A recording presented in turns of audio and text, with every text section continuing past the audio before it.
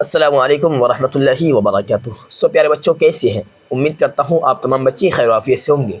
प्यारे बच्चों, स्वागत है आप तमाम बच्चों का मैथ के पार्ट 2 क्लास में। ये क्रैश कोर्स है 30 डेज़ का होने वाला है और ये मैथ का पार्ट 2 क्लास है।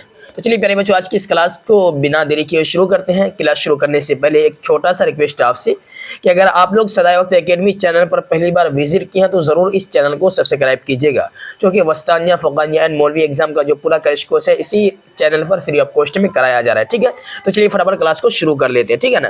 तो पिछले क्लास में यानी कि पार्ट 1 क्लास में हम लोग क्वेश्चन नंबर कहाँ तक पढ़े थे प्यारे बच्चों? तो क्वेश्चन नंबर 11 तक पढ़ चुके थे। ठीक है ना, मैथ का VBI ऑब्जेक्टिव क्वेश्चन। और आज हम लोग क्वेश्चन नंबर 12 से शुरू करेंगे। ठीक है ना। तो अब यहाँ पे देखिए क्वेश्चन नंबर 12 में लिखा हुआ है, 1 मिनट थोड़ा वेट कर लीजिए। हाँ, क्वेश्चन नंबर 12 में यहाँ पे लिखा हुआ है कि 9 का जज़रुल मरबा क्या होगा। क्या है? 9 का जज़रुल मरबा क्या होगा, यानी कि 9 का वर्गमूल क्या होगा। तो 9 का वर्गमूल इसका मतलब ये हुआ कि किस अंक को हम उसी अंक से गुणा करेंगे कि यहाँ पर 9 आ जाएगा। यानी कि यहाँ पर आपके पास 4 ऑप्शन से लिखा हुआ है, 9 को 9 से गुणा करेंगे तो 9 आएगा, नहीं आएगा भाई। 6 को 9 से गुणा करेंगे, 6 को 6 से गुणा करेंगे 9 नहीं आएगा। 12 को 12 से गुणा करेंगे 9 नहीं आएगा। लेकिन 3 को अगर हम लोग 3 से गुणा करते हैं तो 9 आ जाता है। तो आपका राइट आंसर क्या आएगा प्यारे बच्चों? ऑप्शन सी आएगा। ठीक है ना, समझ गए? यानी कि आप लोग थोड़ा बिहार बोर्ड के स्टूडेंट्स है या इंटरमीडिएट के तो आपको मालूम होगा, अदरवाइज मदरसे वाले को शायद के मालूम ना होगा। वर्गमूल जब हम बता दिए तो आप लोग बना लेंगे। ठीक है ना। चलिए क्वेश्चन नंबर यहाँ पे 13 की तरफ बढ़ते हैं। क्वेश्चन नंबर 13 में लिखा हुआ है कि 16 का जज़रुल मरबा क्या होगा। 16 का जज़रुल मरबा क्या होगा। ठीक है ना। आपके पास उसी तरीके से 4 ऑप्शन से रहेगा एग्जाम के अंदर, जैसे यहाँ पे ऑप्शन दिख रहा है। ठीक है ना। और आपको वहाँ पर आंसर नहीं दिया जाएगा, आंसर आपको खुद से बताना है। ठीक है ना। और यहाँ पर देखिए तो नीचे में 4 ऑप्शन से है, तो इन 4 ऑप्शन से में से किस ऑप्शन को हम उनसे गुना करेंगे कि उनका जो मतलब है वो 16 आएगा। यानी कि 12 को 12 से गुना करने पर 16 आ सकता है? नहीं आएगा ना। 4 को 4 से गुना करेंगे तो 4 का 4, 4 दूना 12, 4 तिया 16, ये भी नहीं आएगा। 3 को अगर हम 3 से गुना करेंगे तो नहीं आएगा। और इसी तरीके से 32 को हम 32 से गुना करेंगे, नहीं आएगा। 4 का 4, 4 दूना 8, 4 तिया 12, 4 चौके 16। तो 4 को अगर हम 4 से गुना करेंगे तो 16 आ रहा है। ठीक है ना। तो ऑप्शन बी आपका राइट आंसर आएगा। ठीक है ना। 16 का जज़रुल मरबा क्या होगा, तो 16 का जज़रुल मरबा ऑप्शन बी होगा, यानी कि 4 होगा। 16 का वर्गमूल 4 होगा। ठीक है ना। ट्रांसलेट हिंदी में करके बताएं तो। चलिए क्वेश्चन नंबर 14 की तरफ बढ़ते हैं। क्वेश्चन नंबर 14 में लिखा हुआ है कि 25 का जज़रुल मरबा क्या होगा, यानी कि 25 का वर्गमूल क्या होगा। ठीक है ना। तो आपके पास यहाँ पर भी 4 ऑप्शन से दिया हुआ है। ठीक है ना। ऑप्शन ए में है 5, ऑप्शन बी में है 225, इसी तरीके से ऑप्शन सी में है 15, इसी तरीके से है ऑप्शन डी में 25।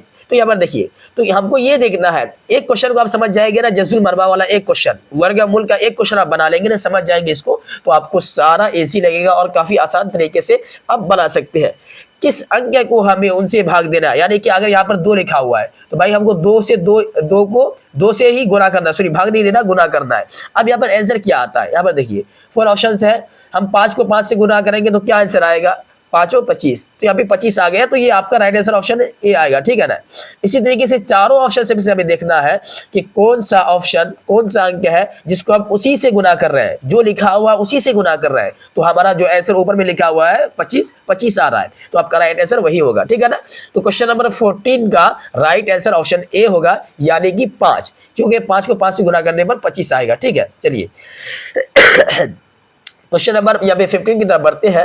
क्वेश्चन नंबर 15 में लिखा हुआ कि 36 का जज़रुल मरबा क्या होगा, यानी कि 36 का वर्गमूल क्या होगा। यहाँ पर भी आपके पास 4 ऑप्शन है। ऑप्शन ए में लिखा हुआ है कि 6, ऑप्शन बी में लिखा हुआ है 63, ऑप्शन सी में लिखा हुआ है, ये ऑप्शन बी में लिखा हुआ है 36, ऑप्शन सी में लिखा हुआ है 63 और ऑप्शन डी में लिखा हुआ है कितना भाई?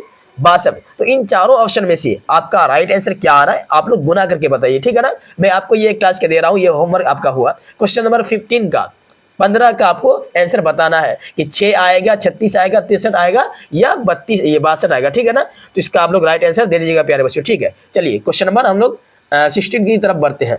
तो क्वेश्चन नंबर यहाँ पे 16 में देखिए लिखा हुआ है कि 49 का जज़रुल मरबा क्या होगा।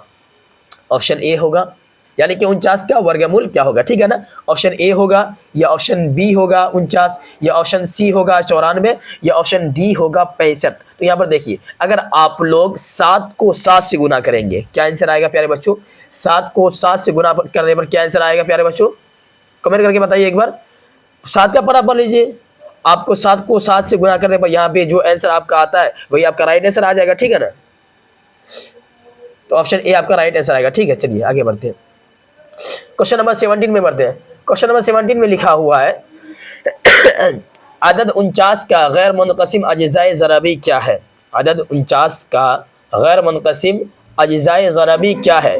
इसका मतलब समझे है, इसका मतलब हिंदी में कुछ इस तरीके से है, 25 संख्या 49 के अभाज्य गुणनखंड क्या है?